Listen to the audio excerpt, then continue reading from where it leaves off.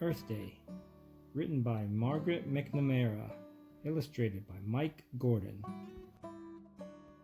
Earth Day was coming. The banners in Mrs. Connor's classroom read "Save the Earth," but Emma did not know how. The other first graders had lots of ideas. "I will rescue the polar bears," said Eigen. "I will plant a forest," said Katie. "I will save the dolphins," said Michael. "Those are big ideas," said Mrs. Connor. "What other ideas can you think of?" When Emma went home, she was sad. "I cannot save the earth," Emma said to her dad. "I do not have any big ideas." "We can start small," said her dad. "Small is no good," said Emma. "Small is fine," said her dad.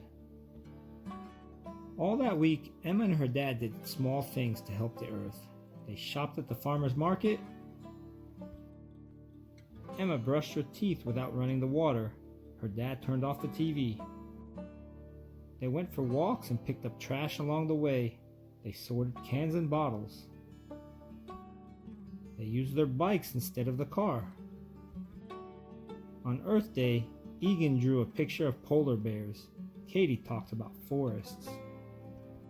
Michael made dolphin noises. Emma thought about all the things she did with her dad. Then she made her list. Her list was not long. Emma's small ideas. Slow down. Recycle.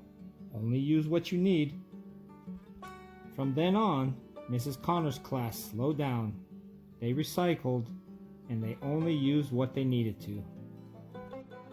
"Emma's small ideas are pretty big," said Mrs. Connor. "The earth is safe in your hands.